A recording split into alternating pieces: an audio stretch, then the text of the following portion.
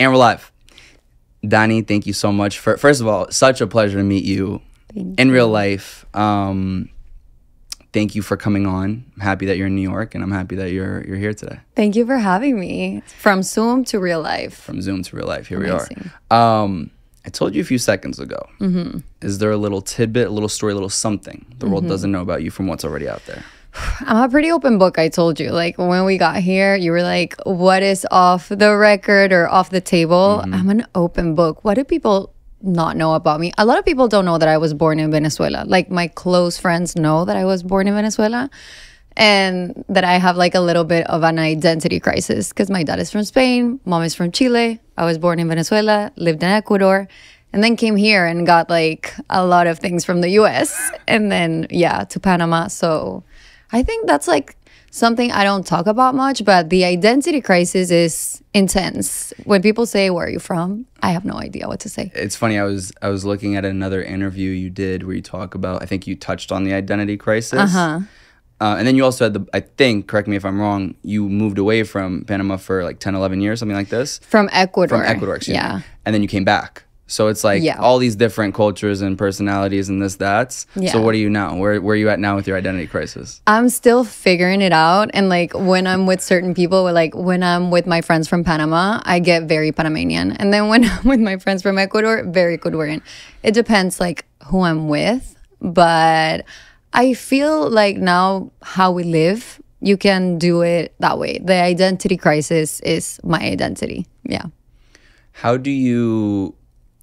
Where do you feel like you're at right now, even, because I feel like, you know, in the past, 5-10 years, your life has changed dramatically at so many levels. So much. Where are you at right now with, I guess, your identity and yourself and, you know, your place in life currently? I'm so glad my 20s are over. I'm 30. Yes, I'm 30. Like soon 31. But I'm so glad my 20s are over because they were like about finding myself, about, can I curse? Yeah. Okay. About fucking up a lot, about like asking for forgiveness from my parents, from myself. And now I just want to plan things in a way that feel light and that feel right for me. And well, my partner as well, and my dog. My dog is a very huge part of my life. But just trying to decide what's best for me. I think in the beginning of your 20s, it's like what's best for you to learn in college and then your master's degree and then get married and have kids. And like I went through all of that. So now I'm at the place where I think I'll be finding my identity as along the way, I guess. But I'm just trying to be happy at the moment. Yeah. Are there a couple of the fuck ups that are the most transformative that you think like really shaped kind of who you are today? Yeah, definitely not speaking out when things didn't feel right. For example, when I got married, that didn't feel right at all. And it was just like, I'm already engaged and, you know, we have plans, so we're going to get married. And that ended in divorce, of course. Now it's like trendy, but almost 4 years ago when I got divorced, it wasn't. So we were going to get into it, but, you know, we might have since we're here right off the bat. I feel like that's my identity, like being a divorcee. I'm like, I'm not divorced, I'm a divorcee. That's so it sounds so much chic. Like, my mom's divorced. A lot of people are divorced, by the way. A lot of people. And you know what?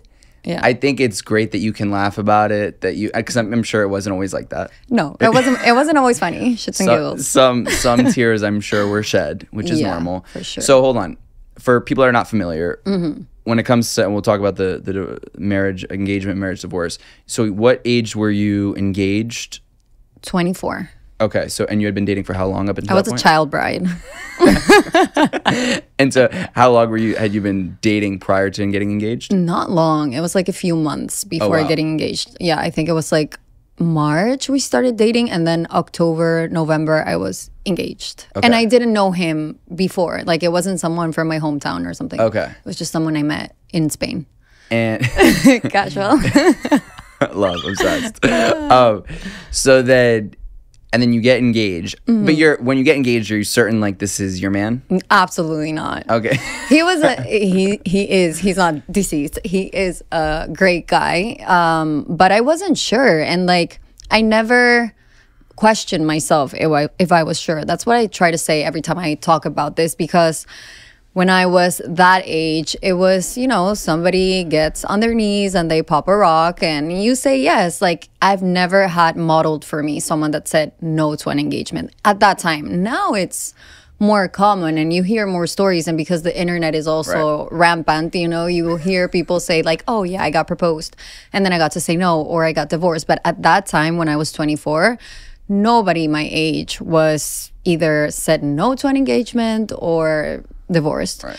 So I remember like thinking, and it wasn't because he wasn't a nice guy. Again, he was nice, but this is what I talk with my boyfriend today, with my current boyfriend. I always tell him like being nice is the floor. Like the least you can be is nice. Like he doesn't kick your dog and he treats you nice. Like that is the floor, the bare minimum, girls and girlies and boys.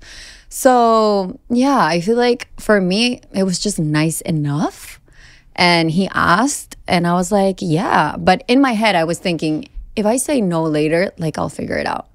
And then because we're Latin, we're Latino, we started planning the wedding. Immediately. Yeah. And our parents started getting involved. And then it was just like a snowball. We couldn't stop it. And at times I did have a lot of red flags, not necessarily from him because he's a super chill guy, but from everything around the wedding. My mom like got on her knees and she was like, please don't get me. I've never told this. Actually, this is the little part of the story I've never told.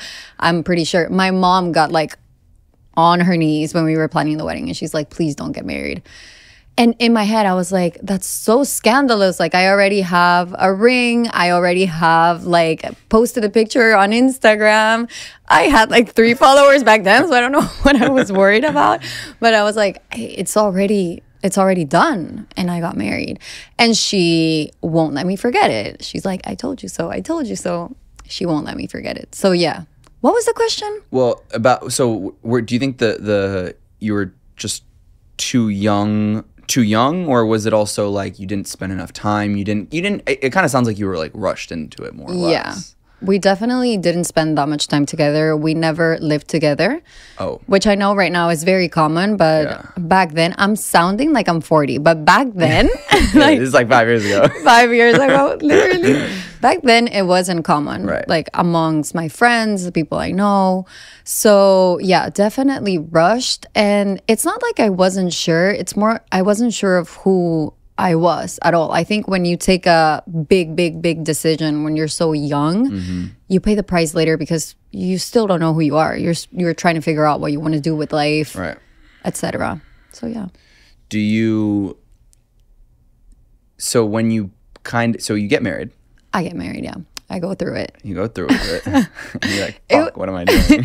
Actually, the day of the wedding was great. Like, we had such a good time. I was like the drunkest bride. It was it was like the senior trip, I feel like. Yeah. That's what my wedding reminds me of. We got married in Cartagena and everyone had so much fun. Yeah. And so then when did you know no mas?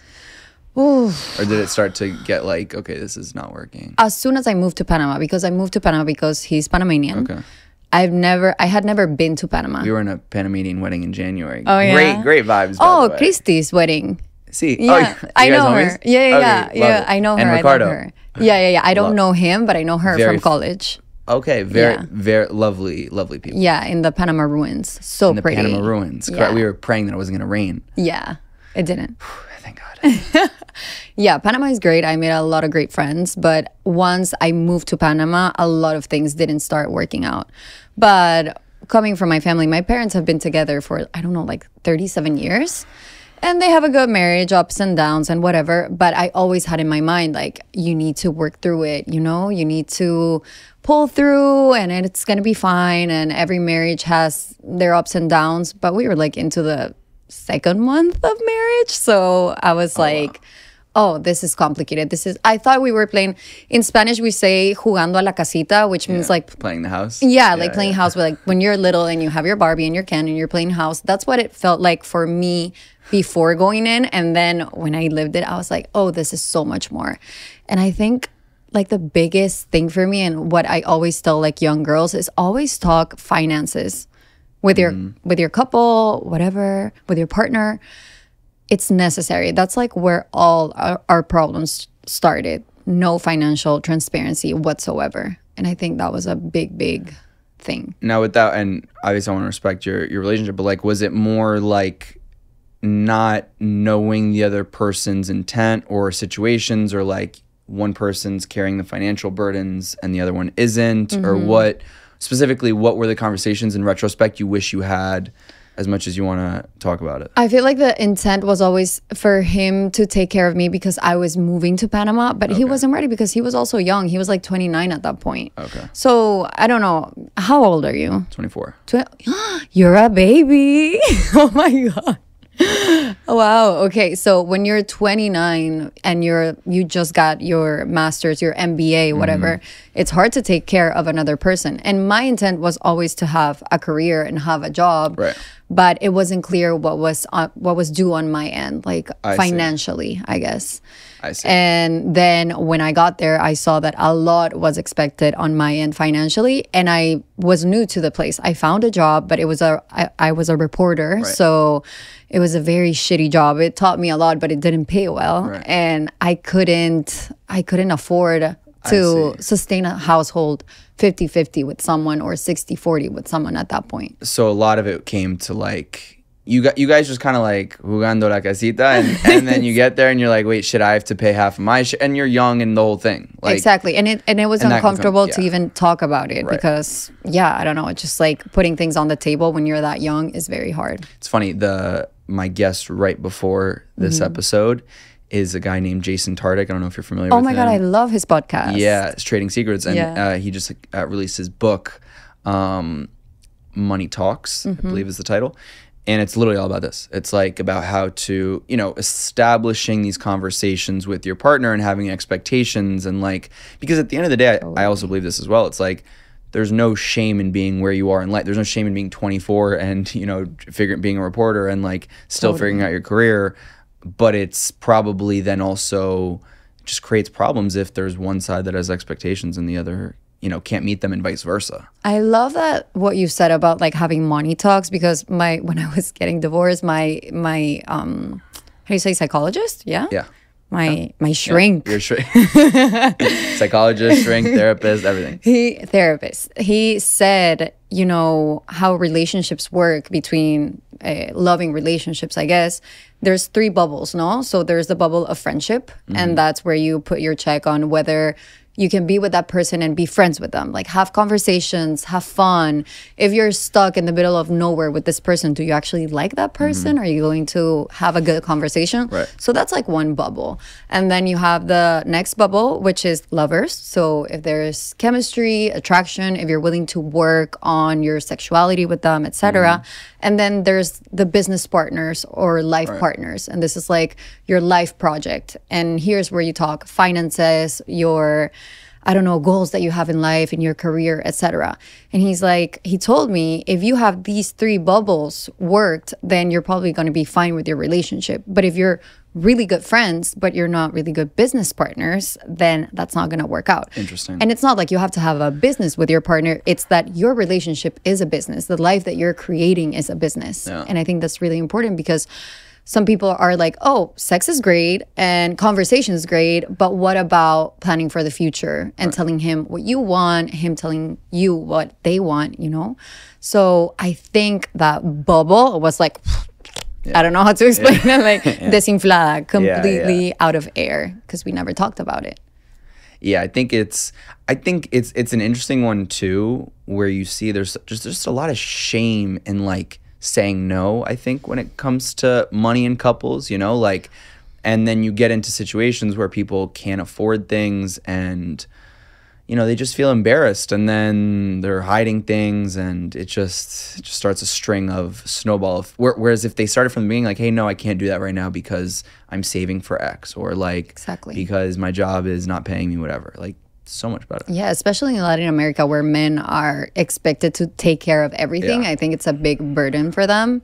Not saying I feel sorry for men, but it is a big burden to be like 26 and now you have to take care of a house, a wife, a dog, maybe kids. I don't know. So do you remember the moment you said completely done? Was it one moment? Or it was just obvious? We were We were during the pandemic, and it gets even worse. Oh, it gets worse. You get married, and then there's the pandemic. I remember not seeing my family for over a year, which is very strange for me. I'm very close to my family, and I couldn't get out of Panama. Like all airports shut down. The pandemic was really tough in Panama. They were very strict. I could go out like I think it was 2 times per week, like. Boys, men and women could go out different days. That's how they did it? Yeah, it was insane. It was and Wait, then why? Like COVID? Because it's easier if the street is full of men and you see one woman, then she's probably breaking the law because she shouldn't be out. So that's like the way they did it. I didn't even know that they did that. That's the first I've heard of. Yeah, so like we could go out, women could go out Monday, Wednesdays, and Fridays or something like that, and men could go out Tuesdays and Thursdays. And then there were all the trans people saying like, what about us? And of course the Panamanian government was like, you don't exist. So yeah, but yeah, you could only go out those days, and it was 2 hours depending on your ID and what number your ID. We didn't hear about this in the United States. Oh yeah, I mean, it was different horrible. type of lockdown, but yeah. And this lasted for almost a year. So I couldn't go out even from my house, but the country. So I didn't see my family for over a year. That definitely was detrimental to my mental health.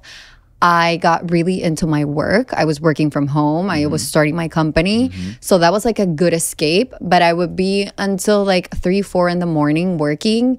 And he would be on Zooms with his friends, drinking. And it just became very clear, no shame, but very clear that we were on completely different paths. Besides everything that had been building up for the 3 years of marriage. Right. So that's when I finally got back to Ecuador because they opened the first flight. I got on the first flight that they opened and I went home. And I told my parents and they were like, okay, let's talk like exit strategy, like how you're going to manage this. Insane. Was it hard for you after you got divorced to ever believe in love or like want to find another partner? Or was it one of those situations where you're like, no, I can compartmentalize that like this was one aspect of my life and now I'm just grown and I'm a divorcee and I have experience? Absolutely not, because I was very loved. I think I felt very loved, you know? Love. That you don't have love doesn't mean that that's the only reason to get divorced. I think there can be a lot of love and still reasons to get divorced. And that's when it's harder, I feel like. But as soon as I got divorced and I was ready to date again, it wasn't like I was scared or PTSD or whatever. Not really, because I feel like I was very loved. Yeah. Do you, now approaching this current relationship, is this your first like serious relationship since the wedding?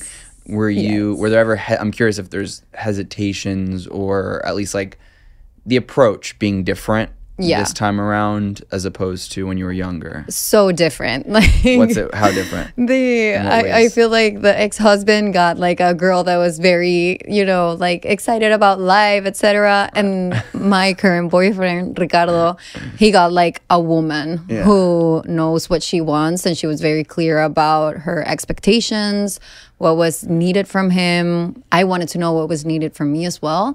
And an open book about finances and goals in life, you know, and whatever I want to achieve, and kids even. Like, we didn't talk about kids when I was getting married. And with my boyfriend, it was like, okay, what's your stance on kids? Are you open to adopting? Things like that I never talked about with my ex. What does Ricardo do in life? I don't understand that well what he does. Something in finance? Yeah, he works in finance. He does venture capital, and he likes renewable energy. Oh, very cool. And he's working on a new project that he's really excited about. And I'm more excited about that. Like the finance part that he does, I think is amazing.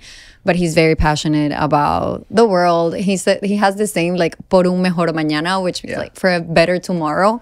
And he says that about like, I go to the bathroom and he puts the light out and he's like, por un mejor mañana. Yeah. Like, come on, we have to practice what we preach. So yeah, I'm trying. Do you, so how long you guys been together now? It's been 2 years. Oh, wow. Yeah, we've been together for a while. Now as opposed to before with the kind of rushed marriage, is the mentality now like there's no rush kind of when the future happens when it happens. Totally. Like no rush, except everyone around us is getting pregnant, having babies, getting married. So it's like no rush, but you know, everyone around us is. Do you feel that pressure? Definitely. 1,000%. I feel that pressure. It's in a creeping good pressure or a bad pressure? Bad, because I still am not sure what I want in that sense. You know, like in terms of marriage, I'm so down with getting married again and, you know, starting my life with someone. I already started my life with him. We lived together. Right. He adopted like my dog. He's like a doggy daddy now. Love. Yeah, it comes with the package. Yeah.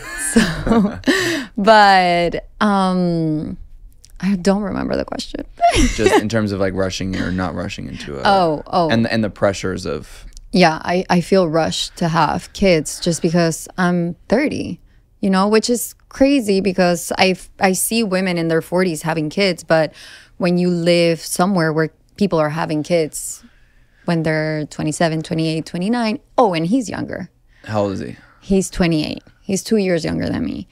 So for him, he doesn't feel rushed. I do feel rushed, and especially because I don't have the answers. And I made a TikTok the other day talking about this. Like, where are the girls that are completely confused about what they want in terms of kids? Because I see a lot of talk about people who are like, these are the reasons why you have to have kids, you know?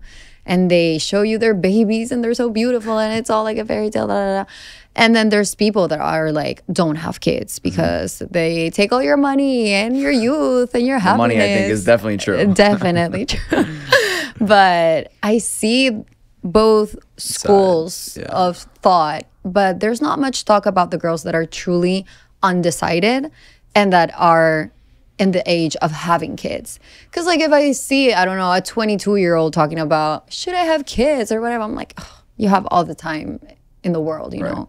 But the ones that we are on that age range where it's like, should I freeze my eggs? Yeah, I was about to ask you about that. Is it, because I know now it's become more talked about, especially in the United States with egg freezing, but I wasn't sure about in Latin America if it's spoken about, common, not common. I know it's also an expensive process, so not everybody unfortunately can afford it. Yeah. I'm curious, what is it like down there? I mean, not a lot of people are doing it, but people are talking about it. Yeah. It's a privilege because it's so expensive. But I did have 2 appointments and they explained everything, how much it was going to cost. And the thing that has stopped me is just like putting your life on hold for maybe a month or something, the hormones. It just seems like a lot.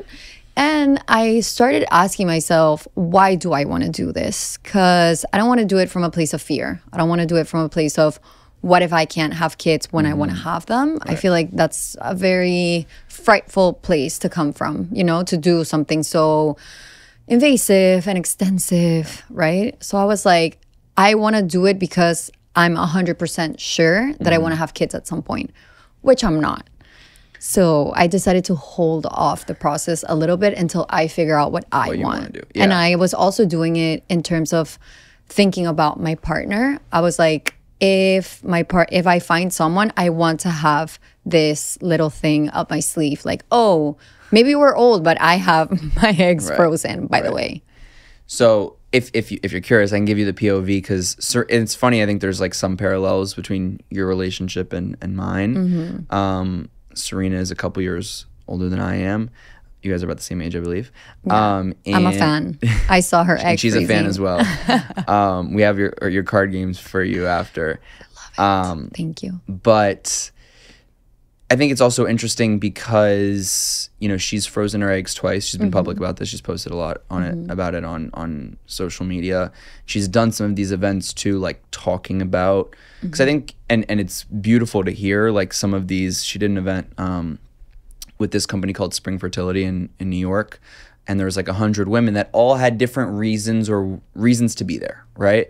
And I think even in the dynamics of, you know, the woman being a couple years older and having more of the biological clock and then dating a younger man, I think, and she's frozen them now twice back-to-back years.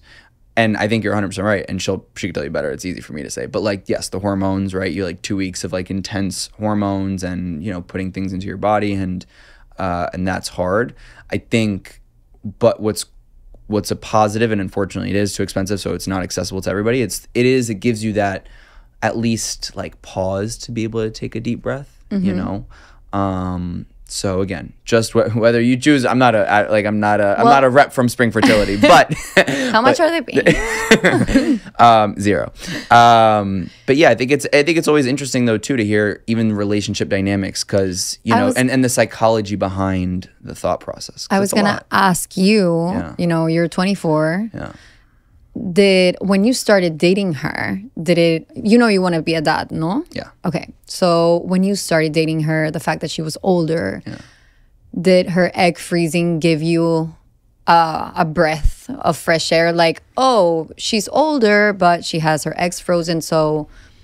It's interesting. So it's an interesting question. We had the conversation very early on, because I was also 23 at the time that we started dating. And I think, people, especially on the internet, like people have loved to make it a thing more than it is. Like I think the only real places I see quote unquote the age thing is just more like she's had, and I'm jealous, like she's had more time professionally speaking, and like I love working, so like it excites me to know like where I'm at now, where I could be in 6 years, when I'm also 30.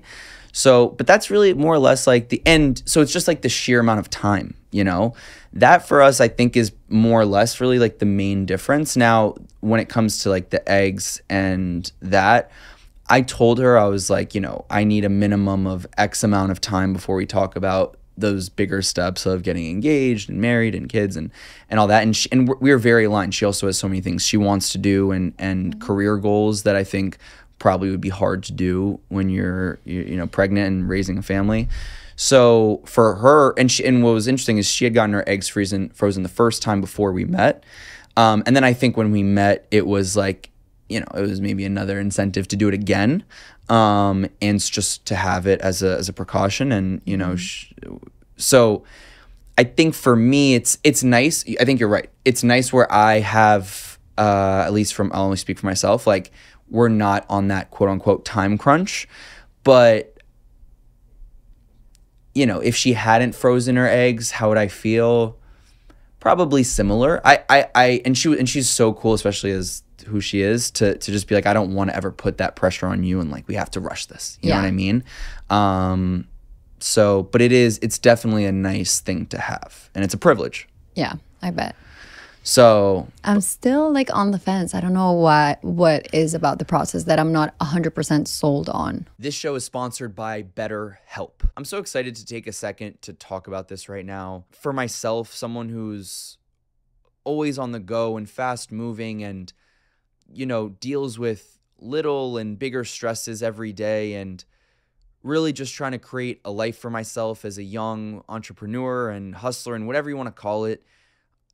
It's really nice to be able to take some time to think about my own mental health journey and think really about what therapy has done for me over the last couple of years. I've been in therapy on and off, sometimes for longer periods than others. I think that what makes therapy so beautiful is that it allows you to really take some time and completely detach from the world. Everybody needs that. We're in this instant gratification, doom scrolling generation where when you're still, you just pick up your phone and go on Instagram and see what other people are doing and probably subconsciously compare yourself. And so if you're someone who wants to get back into therapy or wants to get into therapy for the first time, go to betterhelp.com/unlikeme and you'll get 10% off of your first month. Again, that's betterhelp.com/unlikeme for 10% off your first month. And I just really challenge you to prioritize yourself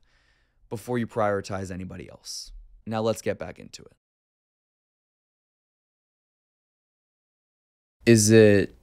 Look, everybody has their reasons, and it's a process, right? Like you're putting things into your body, your hormones into your body, and I will say though, and I don't know if it's different, but like it really was more or less like a 2-week process.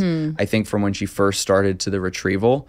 So we did it. I think if I well remember, it was like right around Christmassy time. So like work was slower. You know, if you're strategic about it, it's I sound like a rep. I sound like yeah, and I'm like, yeah, I don't know, it's too many hormones, and then I'm hitting like the vape. Like it makes absolutely no sense. We got to stop with the vape though. I know. The Juul? No, not the Juul. Is it like 2019? No, not the Juul. All the vapes are no bueno. So bad. So bad. But yeah, I feel like a lot of women are saying about the hormones and stuff, and it's like, I mean, we do worse things. I'm curious with you, and you guys don't really have like 2 years. Even 6 years is not like the craziest thing. Yeah, in the it's world. not. But do you have conversations about that, or was that a point of content or a talking point earlier on? Yeah. About, you know, you being a couple years older, and did your boyfriend, do you think, feel pressured or have the, you know, some of the pressures of feeling like maybe I'm up against a clock of sorts? Yeah, I mean, on his end, not at all, because he knows he wants to be a dad. And the thing is, I'm not 100% sure. And when we got into the relationship, I told him, like, I don't know if I want to be a mom. And I just want you to know that before you get into a relationship with me. And he was fine with it.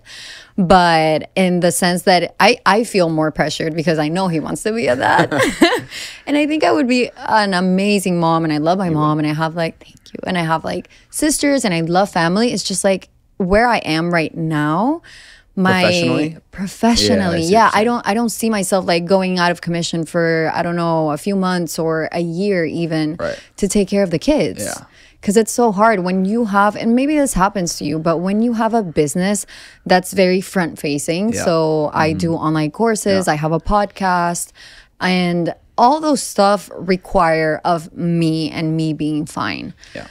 As long, it doesn't matter if I have a team of 3, 7, 20 people, they still need me. So I'm just trying to have Inc., you know, it's like, Dani Schulz Inc. Exactly. So I'm just trying to have a cushion, like a very, very cushy cushion before I take any decisions.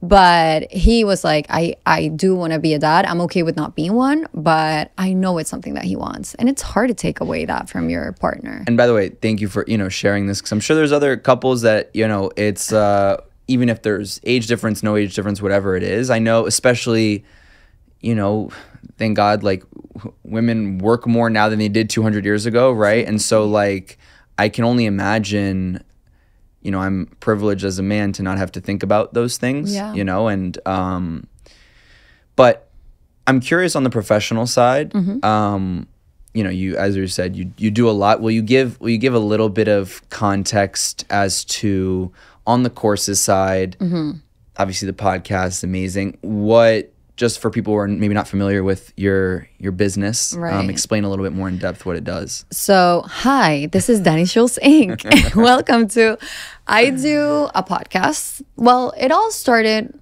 how did it all start? It started with me being like a community manager. You know, I was doing community management for different companies because I needed the money, because I left my reporter job because I told you this. Yeah, so actually let's even touch on that, because I was very interested by this. You got a master's in, it was basically sports journalism? Sports journalism, and then covering European football in Madrid? Yeah, is that it? I specialized in European football, So you were, and what kind of reporter? Like the sideline reporter, or? It was sideline. I was like outside the stadiums as well. And then we did a lot of, I started like a project where it was like the 5 news that you need to know. Okay. I worked at a newspaper and I try to do a lot of digital stuff there, like social media.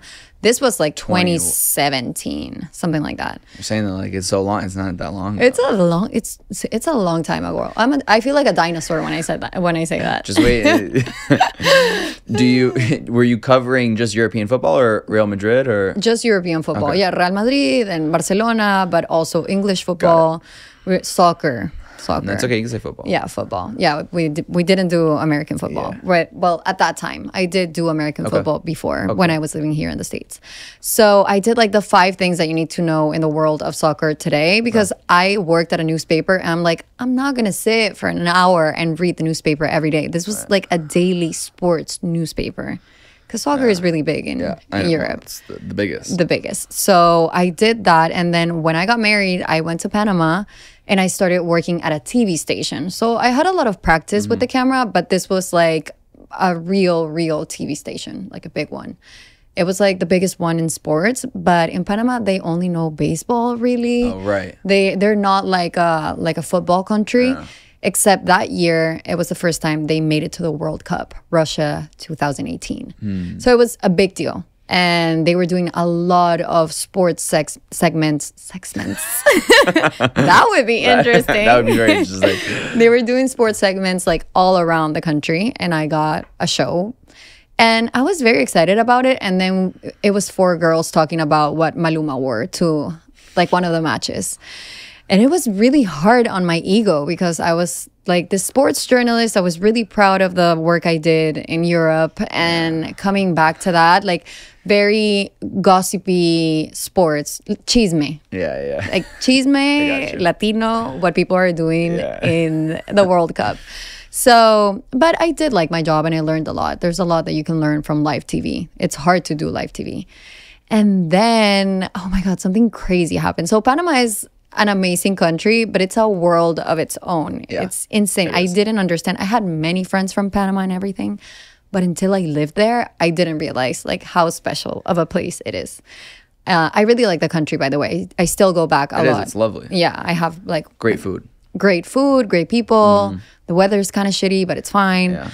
And amazing beaches. And what happened was somebody texted me and they were asking me to be a prostitute. Like they wanted to spend the night with me.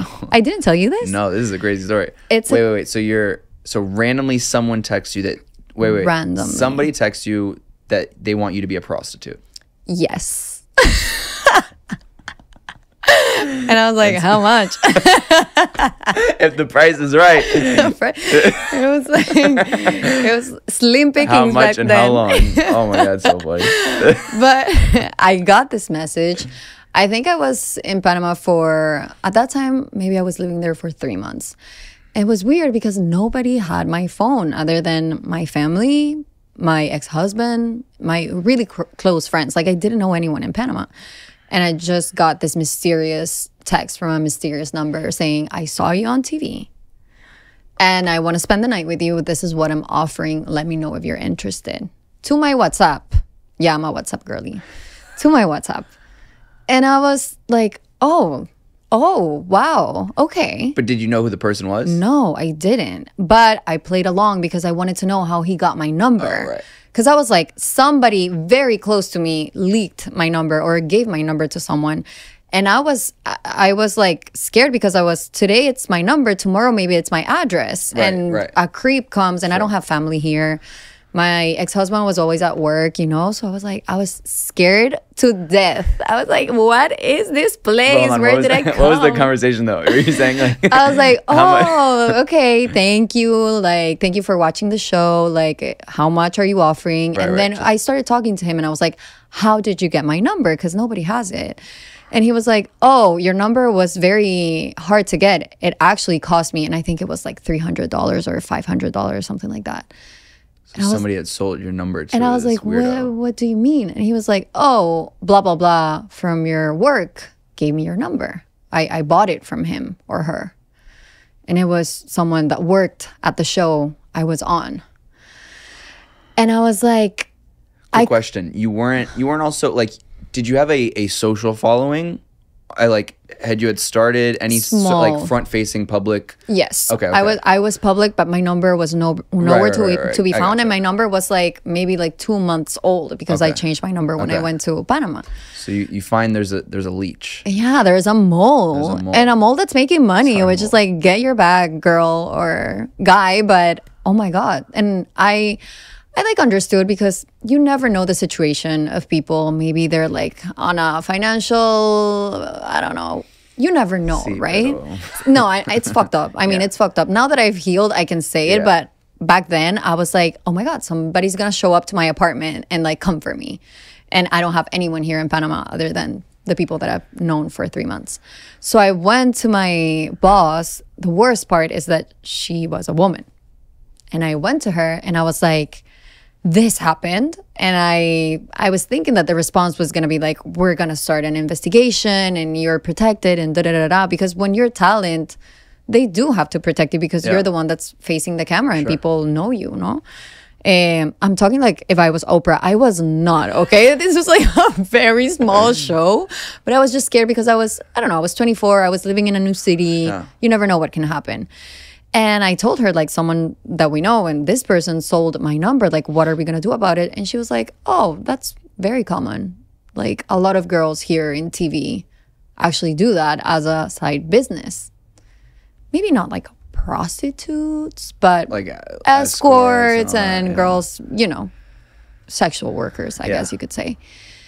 And I was like, oh, she didn't even flinch. It was like another Tuesday at the office. And I was like, what? I come from a school of European football where I was one of 3 girls in a staff of more than 100 people. I had to prove myself every day that I deserved to be there 10 times, 20 times more than my male counterparts, especially sports, which is so hard to get into as a girl. Right.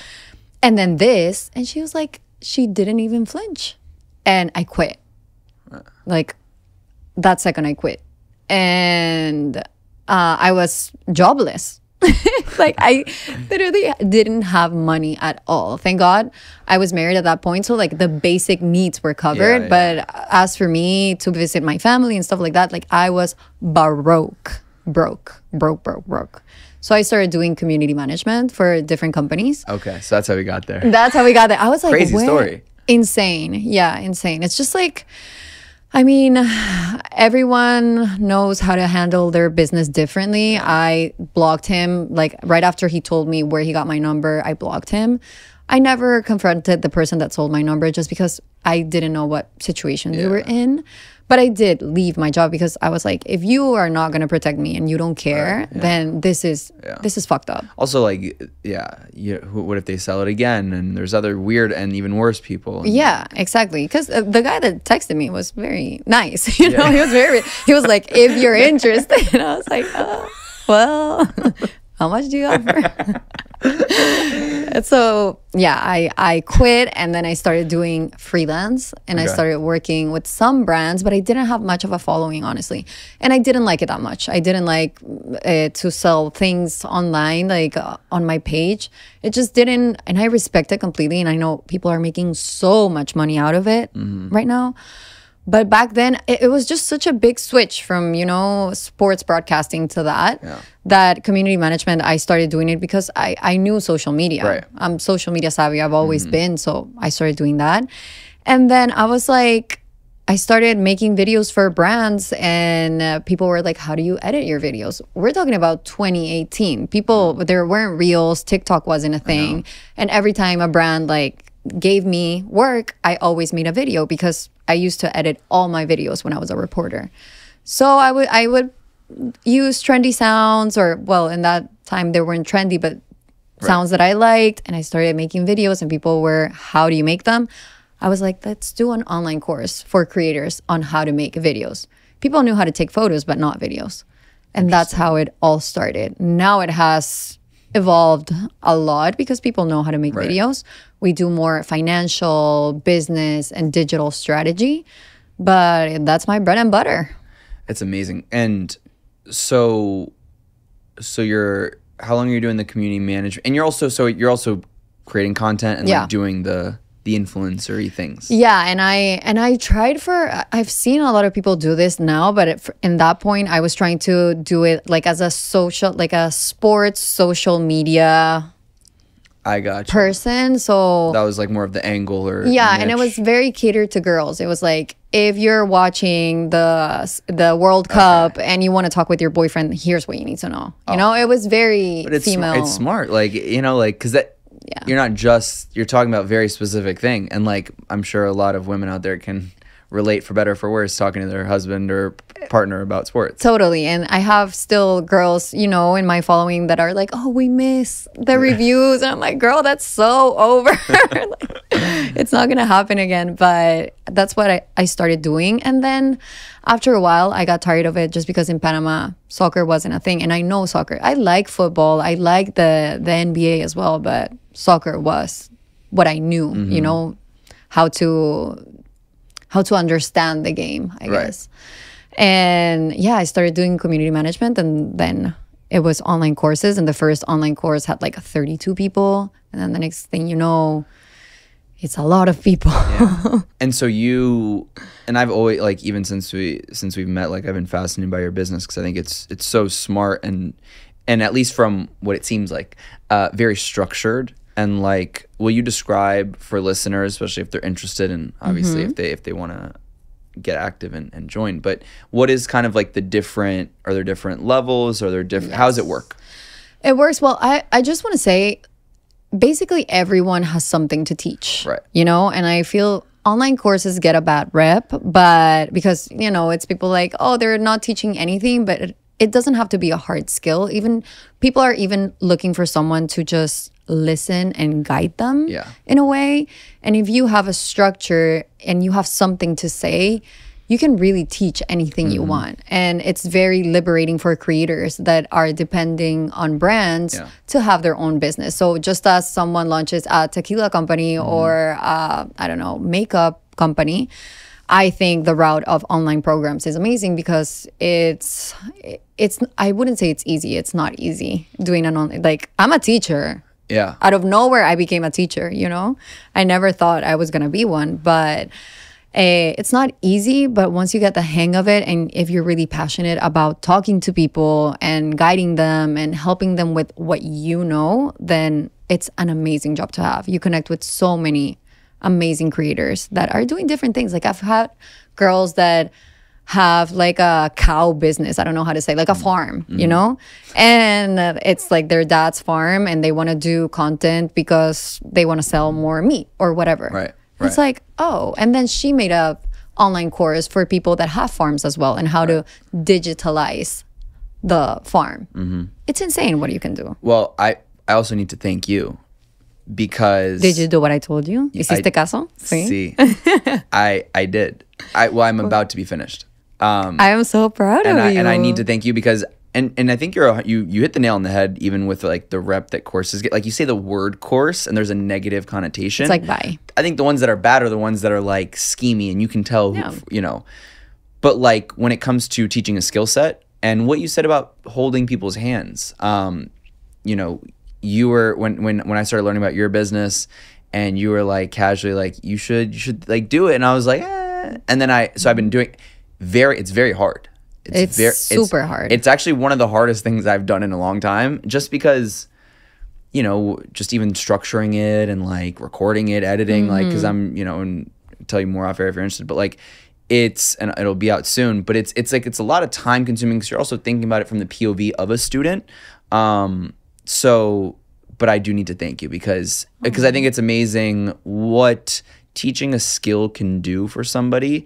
And also kind of in this world of like fluff and like there's so much information, you know, like for me, like with my course, I'm gonna be focusing really on starting, growing, scaling a podcast, everything from A to Z. The monetization, I think, as you probably would agree, like in 2024, distribution is everything. Exactly. It's currency of its own. So, and how to use it alongside a business. And like what you said about the cow and the meat, like I love that because people have businesses of all sorts, but you need distribution, you need consumers. So anyways. I'm so proud of you. Thank you. But I have to thank you because you were really like, opened my eyes to the possibility. Of course, I'd heard about people doing this, but I think also in following you and looking at your content, like there's correct me if I'm wrong, and I'd like for you to elaborate, like there's a very like almost sometimes personal and intimate aspect where like you get to teach really like directly to your students. How does that work? So we do classes that are live. Okay. And we do it via Zoom, but How we also often? Well, it depends on the course, but mostly 2 times a week. Okay. Yeah. Some courses are like 2 months long. Other ones are 3 weeks long. There's something for everyone, honestly. And it's all about content creation, but more building a business on a skill set. So what you said about the podcast, so many people need that and they want to learn it from you. Right. It's not that the information is not out there. There's so much information out there. But the thing is, I want a specific person to guide me and tell me about their experience. Yep. And for me, it's going to be you, right? And maybe for another person, it's another Felix. But the thing is that you need to put yourself out there so your people can find you and say, I want to listen from him and I want him to teach me. So that's the difference. And like, I feel there's the fluff. In Spanish, we call it like vendehumos, which it means like you're selling air, Right. I guess. And it's like there's a lot of vendehumos out there. Yeah. And I can agree that a lot of people are selling fluff. But for example, in my business, it's like you have your money back. If you didn't like it, if it didn't serve you, you have 100% your money back. So I'm curious, are there different tiers and structures and like, because if someone's listening, and is it all in Spanish or English or? It's all in Spanish. I met this, she's a huge creator, Tessa. Yes. I met her once and she was like, you should do your course, at least the short one that is 3 days. You should do it in English. Yeah. It intimidates me a lot. Yeah, well, you said this too before, like this is your first English podcast. I'm sure, and I'm not saying this to flatter you, like I'm sure everybody would say like there's Oh my God, not me being a victim. I'm like, I'm so nervous to speak English, but it's not my first language. Right. It's hard and I forget words sometimes, but I think an English program is coming soon. Okay. Yeah, hopefully. So then for the current people, if they wanted to, and they speak Spanish or in the future English, how does it differ structurally? The different offerings? We have one that's called the Quickie, and that's what it is. It's a Quickie, and it's for the people that are thinking. So many people are on the verge of becoming creators, and they're like, "But where do I start? And what do I do? And like, how do I get people to notice me? And what do I say?" It answers all those questions, but it's more like you feel supported and held, and we've all been through that before, coming out of the shell and being like, I'm an influencer. Yeah. And I don't really have as many influencers as I thought I was going to have at first. It was a lot of people that wanted to start talking about their business, as an astrologer. Astrologist. Yeah, exactly. As people that do, coaching, but different types of coaching and stuff like that. So a lot of people want to showcase their business online. I mean, who doesn't? Right. But they don't know how to create that content. So it's based on that. And that is 4 days, I think. And I do integrate meditations, tapping, all that sort of stuff, because your nervous system has to be calm if you're going to put yourself forward, if you're going to sell something. If you want people to trust you, you have to trust yourself. You can't go out there and say things that you don't believe in, because people are not going to believe them. And also because those are the strategies that I used when I was beginning. Like I used to meditate a lot before, posting online, and I used these different tools to make myself feel comfortable with what I was saying. So then there's a medium one that's called Lánzate, and it's like go ahead. I don't know. I don't know how I would say it in English. That. In French, it's lancer. Yeah. Oh, how? It like je me lance. Lancer is the verb. That was good. Oh. It's to like. Yeah, like let go and start, because Correct. from the Quickie, people are like, oh, I'll do it, and Quickie's then hilarious. Oh, it's such a good name. Great branding. That's the best name. At first I was scared, but people really liked it. Quickie, Lánzate. And then the content formula, Okay. which is like the longest one, and that's how to monetize your content. And yeah, we talk about working with brands, but I don't really work with many brands. I work with one brand monetarily. So it's more about how to make money off of social media, podcast, programs, etc., and how to be a good salesperson online. Yeah. Okay. And how much of it is pre-recorded versus live? I would say live. On the content formula, live is like 60%, and then 40% is pre-recorded. Okay. Yeah. We pre-record things that are very technical, because there is a skill set to be learned. From how to edit a podcast to what to do financially, how to do your taxes, stuff like that. Yeah. And then live, it's more about the things that like what type of content to create and how to develop your voice and what to say to people and how to say it. I think that's very important. And people just need to get out there and do what they want. So for you then, and at least looking at it, I think you're also, obviously you're big into fashion and beauty. Correct me if I'm wrong. You're not wrong. Okay. No correction there. Do you want to kind of like transition more into that, or do you always want the courses and everything online to always be part of your work? Yeah. How do you see that professionally speaking? Like, what's the next 5 years look like professionally and in Dream World? The next 5 years look like a lot of online courses for me. I really do love to teach, and I love my students. I love my team, and it gives me a purpose. I love creating content. I really enjoy it. But sometimes the purpose gets lost in the followers and the kind of brands that reach out to you.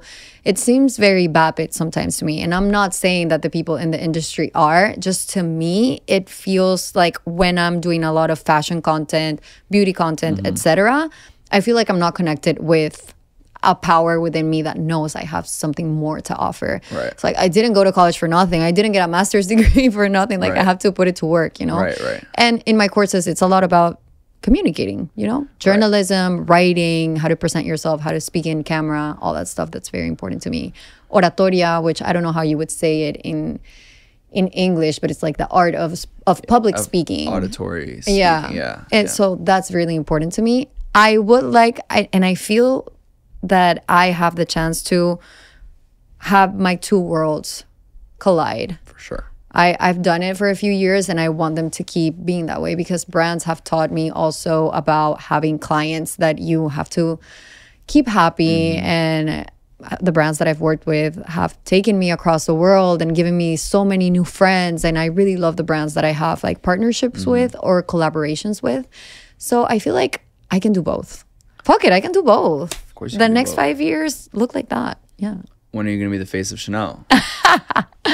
Is not coming? Hopefully in the next 5 years. Who knows? Hopefully. I mean, I did come to New York with them, but I'm a friend of the brand. I'm not an ambassador. I'm a friend. It has. Hey, us French it's people with in and Chanel, out. Oh, yeah. we're tough. You know. When it comes to haute couture and exactly. yeah. But yeah, I've been to a few shows, and it has been like one of the most magical experiences of my life. And they're the best. I work with the Latin American team, and most of them are from Panama, actually. That's how I met them. So they're great girls. More than a brand, they're Christy already. at Chanel? Yeah. Yeah. Yeah, Christy is at Chanel. Yeah. I'm curious on a personal level, what do you think is a misconception about you? Oof, so many. So many. I think a misconception about me would be, that's a good question. I guess that I popped out of nowhere. I think that's a really big misconception, because I've been working on my craft for a long time. When I tell people my age, they're like, "Oh, I didn't know you were, 30." When I tell people about my background, I think they're surprised. And that big misconception is that I'm just a girl that made a video once and like her life, the fairies came and her life was solved. Absolutely not. Yeah. What's something that you'd like people to know about you, other than that it didn't just drop out of a hat? Well, who you are too, not even just on the professional side. Yeah, I think that my friends keep telling me this recently, and I hadn't noticed it myself, but I'm a very generous person. And I don't even mean money-wise. I mean with my time, with my resources, whatever I have on hand that can help you. I'm a very generous person, and I've gotten the label, like I'm trying to get that label and put it on my chest and be like, okay, I am generous. I think a lot of people don't know that about me. Yeah. A little manifestation. We talked about 5 years, but well, I'm sure you'll come back before 10 years. But in Hopefully. 10 years, of course. But where do you really, like, do you think long term? I'm curious, like, how you structure your life. Obviously, we talked about the family side, if that or not. But like, what do you want life to look like in your ideal world? I want to have a very calm nervous system. I feel like I'm on the go a lot. Yeah. And that's why I use like all this. For some people, it's going to be crap. But all these like tarot cards and, like meditation and going to the therapist and stuff like that, because my life requires that. So in 10 years, I hope to be way more chill than I am right now. I love working, but I definitely want to write a book. Like that's one of my biggest goals to write a book. Is there a specific topic or thing that you'd it's like definitely going to be like a novel. It's going to be sort of with personal experiences, but I don't want it to be like the memoirs of Dani. No, absolutely not. But I want to tell the story about, you know, someone who has worked their way up but has different worlds coming up, you know. So yeah, I want to write a book, and I feel like if manifestation is really what we're talking about here, definitely in La Toscana in a villa writing my book. Sounds, you know, pretty nice. Yeah, but other than that, still doing teaching online courses, maybe not 5 a year but 2, and also helping other people grow their business. So if I can invest, for example, if I have a good student and I see that they're doing great in their business but they need money, and maybe they're starting a podcast or something like that, I would like to have a side of my business that goes into venture. It's almost like a venture side, like angel investors, but for people in Latin America. I think that's and for digital companies. I think too, you know, it's like, as someone who lives in the United States, and you lived in the United States before as well, yeah, I went to college here, and then I Where'd you go again? New Orleans. Oh, right. Where? Loyola. Oh, yes. Okay, now I remember. Next to Tulane. Everyone's like, Tulane. I'm like, next door. But it was still It's a fun place to go to college. Oh, it was the best. I love New Orleans. I'm sure. I love New Orleans. But I think it's interesting what you said. It's like, you know, people in the United States think that this is the center of the world. You know, you go to Latin America and there's so many more people and opportunities, and yes, there's some places that are third world and whatever, but like I think you where I've really learned a lot from you in a short amount of time is like way better to be like the teacher, you know, influencer, whatever it might be, especially in the culture, I think that where it's a very loyal people, you know, like I'm sure your fans are very loyal, very engaged, and then really building a business. And what it sounds like from what you're saying, it's like, I think it's amazing that you then are trying to invest in other people that you see similar opportunity. 100%. So many of my students come up to me and they're like, oh, I want to make content, but I should do it in English because that's where things are happening. And I'm like, in our region, we need people that are out there, like telling their stories and starting their businesses. Like more than ever, we need people speaking in Spanish, doing things in Latin America, putting their money in Latin America. Yeah. I mean, the United States is great. I love the States. I went to school here, and I think it's great to come and see what's going on and get some inspiration. But because there isn't much done in Latin America yet, or there's so much to be done. There's so much to be done that I always tell them, like, speak in Spanish and do your content in Spanish. You know what it would have been for me like when I was starting to have someone to look up to? There's a girl that's like maybe 5-6 years younger than you that will look up to you if you start making the content in Spanish, and she can see herself in her, because we see a lot of creators in the States and it's amazing and you can admire them. But for people in Latin America, things are different. Yeah. You know, the brands aren't paying as much yet. So we need to have more content creators that are raising the bar for other content creators in Latin America. Also, online businesses. People are like, I can't believe you're charging this for an online course. And competition is great because people understand why I'm charging that. You know, as many more people start doing online courses, I don't have to explain myself as to why I'm charging for that. When I first started, people are like, I can't believe you're charging for this. I was like, I can't believe you're not. Yeah. But because it's a new industry, people didn't know that, oh, I could charge to teach someone how to speak to a microphone and then edit it. Yeah. Never crossed my mind. Well, that's why we need the industry to grow there. Before I let you go, I have a little. A ver. We have little games for you. Serena, she was like, make sure first of all, she sends her love. Oh. And same. We have 2 of them. We have let's fucking date and let's fucking fuck. Do I have to choose? No, you get both. Okay, obviously. Okay, good. Because I have some friends that could use let's fucking date. So the fun part about date 2 is thank you so much. Oh my God. Serena, te amamos. You know, I met her in Mykonos. I don't think she remembers. You were telling me this story. Wait. I met her once in Mykonos. Was she? Why wouldn't you remember? Oh, because she was like she didn't know me. She didn't know about my existence, and because she started following me like recently. Got it. But I came up to her like as a fan, like, oh my God, I love what you do. And one of my friends, she was like a really big fan. She was so nice, but I don't think she remembers. Yeah, in Scorpios. Well, now she speaks very highly of you. Oh, that's so sweet. We have to do a little double date next time you guys are 100% are in town. That would be fun. It was super fun. The babies and the girls that are freezing their eggs. The babies is crazy. Oh, this is so cool. Okay, so Let's Fucking Fuck is for... Yeah, that one's probably for you and Ricardo. Amazing. He can thank me later. And then you. Date is also fun. It's you can play that with friends. There's another one with friends that actually next time I see it, we'll bring to you. Oh, nice. But yeah, those are the best sellers. Thank you so much. I feel so special. This game may result in enhanced connections. It's very interesting. It's true. Yeah. But I want to thank you for taking the time. Such a pleasure to have you on. And I'm excited for all of the future ventures. Face of Chanel soon. See your online your online program. Yes, everything. We gotta talk about that. Yes, you will. But thank you. I appreciate Thank you. You're my first English podcast. I'm honored. Yeah. Now you can't do any others. No, I can't. It's forever. It's an exclusivity thing. Exactly. Now I'm like, oh, I did it. Okay. Okay. It was fine. It was fine. Yeah, it was great. You're a great interviewer. Thank you. Coming from, you're a great interviewer. Thank you for having me. Thank you. And so nice to meet you in person.